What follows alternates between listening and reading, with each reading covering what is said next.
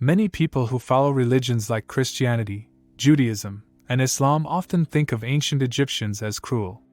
This idea comes from a story in the Bible called Exodus, written by early Jewish people. The story talks about how the Hebrews were enslaved and mistreated in Egypt before they escaped. This story is part of the Jewish religious text, the Torah, written with the help of a man named Ezra. The Torah says that Jewish people are chosen by God. Because of this, some people believe that those who hurt the Jews long ago, like the Egyptians in the Exodus story, must be very evil. So, did the ancient Egyptians practice slavery? Did the Hebrews pose a danger to Pharaoh Ramesses, or what others call Ramses? Did the plagues of Egypt really occur? Did the Hebrews flee from Egypt to Egypt? You will be surprised to know that Canaan was part of Greater Egypt. Let's discuss these pertinent questions. First, did the Egyptians have slaves? Archaeology gives a clear answer: no. People might assume that all ancient societies had slavery systems, but that's not true. Egypt, which followed the peaceful African philosophy of Ma'at, did not have forced labor. Egyptian monuments were built in honor of Amen, also known as God, various deities, intermediaries, and of course, royalty. The builders were not slaves.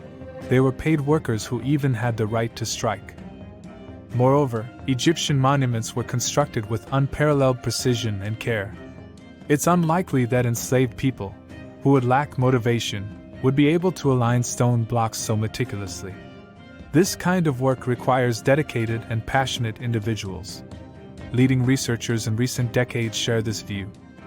Egyptologist Robert Jacques Thibault also noted, contrary to long-held beliefs, that pharaonic Egypt did not use slave labor to build temples and monuments dedicated to their kings. Furthermore, the Egyptian language doesn't even have a word for slave. Theophile Obenga shared details about the living conditions of the workers in ancient Egypt. He said that they received daily food and drink, including bread, beer, fish, dates, vegetables, and even meat during unique festivals, from the pharaonic administration. They were provided with drinking water daily and were also given sandals. Every worker received a set salary, sometimes in cereals or precious metals, paid in advance at the beginning of the month by the royal treasury. Jacques Perrin highlighted that the absence of slavery and the equal status given to women uniquely defined the Egyptian civilization compared to other ancient civilizations. The Egyptians not only refrained from practicing slavery, but studies of their civilization also revealed that, while they were not perfect, they were very devout and humane thanks to the philosophy of Ma'at. This humane aspect was still evident when they interacted with the Hebrews. Next, let's break down the Exodus story. To recap, the ancestors of the Hebrews were Semites, a group that traces its origin to white individuals born in northern Eurasia. These Semitic people moved to the Middle East, which was then inhabited by the Black Sumerians. They referred to this land in Mesopotamia as their historical homeland. The Semites, who believed in many gods, moved to Canaan in what is now the Near East. This migration, symbolized by the figure of Abraham, led them to a country that was also populated by black individuals in ancient times. When Abraham arrived in Canaan, he met a Canaanite king named Melchizedek, as described in the Bible. Genesis chapter 14, verses 18 to 19, recounts this meeting. Melchizedek, king of Salem, brought out bread and wine and blessed Abraham, saying he was favored by the Most High God, the Lord of heaven and earth. Abraham, symbolizing the Semites, was warmly received by the black Canaanite Phoenicians. They offered him food and introduced him to the worship of the one God, a belief held by Africans from ancient times. The Bible continues to narrate Abraham's interactions with Egypt. He fathered a son, Ishmael, with Hagar, a black Egyptian woman. This event marked the beginning of numerous interactions between the Semites and the African world. Abraham, representing the Semites, was welcomed by the black communities, who showed him hospitality. He lived among Africans until his passing. According to the Bible, he was laid to rest in Canaan alongside his wife Sarah, Genesis 25 verses 8 to 10. Why don't people see in the Bible that the black Canaanites and Egyptians warmly welcomed the Semites, or Hebrews? They invited them into their land, allowing them to live and prosper there. Does this show of hospitality match the alleged evilness of the Egyptians? Does it align with the curse supposedly placed on the Canaanites as described in the Bible, Genesis 9 verses 20 to 27? No, this hospitality reflects the actions of compassionate and humane people, guided by the philosophy of Ma'at. Next, we will examine the presumed Pharaoh of the Exodus. Exodus 1 verses 8 to 11 says, "Then a new king, who didn't regard Joseph, came to power in Egypt. Look, he said to his people, the Israelites have become far too numerous for us. Come, we must deal shrewdly with them or they will become even more numerous and, if a war breaks out, will join our enemies, fight against us, and leave the country." So they placed slave masters over them to oppress them with forced labor, and they built Pithom and Ramesses as store cities for Pharaoh. Who was this Pharaoh who began to oppress the Hebrews? According to the text, it appears to be Ramessu-Merimna, Ramesses II. The passage suggests that the enslaved Israelites built the city of Ramesses for the Pharaoh. This city is likely Pi-Ramessu, Pi-Ramesses, the capital city built by Ramessu-Merimna. Furthermore, there is no historical evidence to support the claims of enslavement and attempted elimination of a people during that time.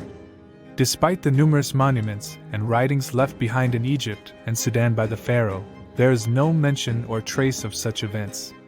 The Pharaoh was known for grandly celebrating his victories.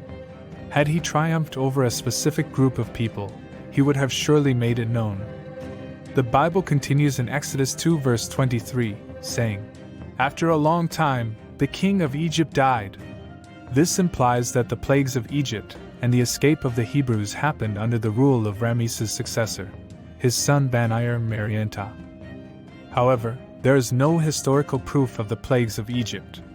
The only similar events happened 300 to 400 years before Bani-Merienta's rule, related to the impact of the Santorini Island explosion in the Mediterranean Sea and a period of climate change. These events are not connected to a punishment by God Yahweh.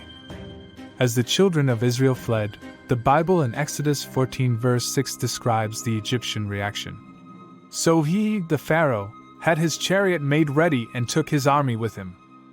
Regarding the famed parting of the Red Sea and the drowning of the pursuing Egyptians, Exodus 14 verse 28 states, "The water flowed back and covered the chariots and horsemen, the entire army of Pharaoh that had followed the Israelites into the sea.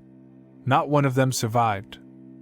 First, using basic reasoning, we can conclude that the sea cannot just split in half.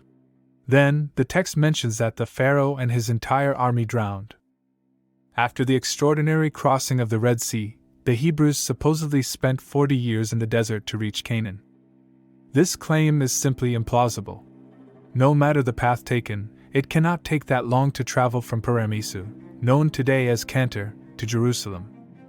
Even considering an exaggerated distance of 1,000 kilometers, it equates to only 68 meters per day, a randomly selected span. Furthermore, as pointed out by Israeli historian Shlomo Sand during a conference in the United States, where he refuted the Exodus myth, Canaan was under the rule of the Egyptian Empire at that time and for many centuries after. So, according to the story, the Hebrews supposedly fled from Egypt only to end up in another Egyptian territory. In Exodus 16 verses 2 to 3, the Bible once again highlights the good conditions the Hebrews supposedly always enjoyed in Egypt. While in the desert under Moses' leadership, on their journey to Canaan, they began to miss Egypt. The community complained against Moses and Aaron, expressing their wish to have stayed in Egypt. They recalled sitting around pots of meat and having ample food, contrary to their current situation in the desert where they felt they were brought to starve to death. These passages resonate with a verse in the Gospel, specifically John 8 verse 33, where the Hebrews state, "We are Abraham's descendants and have never been slaves of anyone." Is there any truth to the Exodus story? This tale, which, as far as historical evidence suggests, didn't occur, could have been inspired by two real events in Egypt. The first event was the victory over the Hyksos, a group of Semitic people who had taken control of northern Egypt for 150 years. When Pharaoh Yamassu regained control over the entire country, he treated the Hyksos and their allies, possibly including the ancestors of the Hebrews, quite harshly. Perhaps the memory of these just punishments and the struggle served as an inspiration for the Exodus story. The second event possibly inspiring the Exodus narrative was during Akhenaten's rule. Upon his death, authorities loyal to the original cult of Imana and all the deities worked to undo the Pharaoh's reform. This reform centered around the worship of the sun god, Aten, of which Akhenaten had declared himself the sole prophet. It's believed that the Hebrews remained loyal to Akhenaten's teachings. Led by Egyptian priest Osursef, a follower of Akhenaten, they were eventually expelled from Egypt. Osursef's life is considered to have partially inspired the creation of the character of Moses in the Exodus story. Why was the Exodus invented? The Hebrews were graciously received by the Canaanites and Egyptians, who imparted to them religious and civilizational knowledge. It was indeed Egypt, under the Sudanese Pharaoh Shabaka and General Taharka, that rescued the Hebrews from obliteration by the Assyrians in Jerusalem. This conflict unfolded in 701 BC. What then could account for the Hebrews' subsequent demonization of the Egyptians and Canaanites? The situation regarding the Canaanites is relatively transparent. It was necessary to wrest their land from them, leading to the invention of the Promised Land narrative and the biblical curse of black people via the Canaanites. The Canaanites had to be condemned to divinely mandated slavery to justify their extermination and the acquisition of their land. As for the Egyptians, the reasons are less clear. Could it be residual resentment from the era of the Hyksos or Akhenaten? This seems improbable. More likely, since the Egyptians were a formidable power, they had to be depicted as conquered by God in a dramatic narrative meant to underscore God's preference for the Hebrews above all others, including the mightiest of nations. Nonetheless, the manner in which the Bible and the Quran characterize our ancestors for actions they did not commit, despite their humane nature, is deeply troubling. The biblical curse of blacks has significantly contributed to the perpetuation of anti-black racism in the world, as has been demonstrated. The Egyptians held global dominion for 2,000 years, standing as the Earth's initial custodians. Possessing the capacity, much like some have for the past 500 years, to annihilate entire populations and pillage the entire planet, they instead chose a path of civilizational dissemination and the promotion of the humanist ideal of Ma'at across continents. This ethos of pacifism and humanism echoed in Ma'at is recognizable in Hinduism, Buddhism, and Taoism, spiritual traditions that drew inspiration from the African spirituality of Egypt and Sudan. The myth of the Exodus, fabricated to tarnish the ancient Egyptians' reputation, requires thorough debunking. It is crucial for black communities to reclaim and restore the esteemed image of their most illustrious ancestors. This endeavor is vital, not just owing to familial allegiance and the debt of honor we hold towards our forebears, but also to ensure that the profound knowledge of Egypt is wholeheartedly and proudly assimilated by the global black community. The construction of tomorrow's Africa demands a foundation built upon this ancient wisdom, ensuring a future infused with the ancestral insights and understanding that have long anchored our civilizations.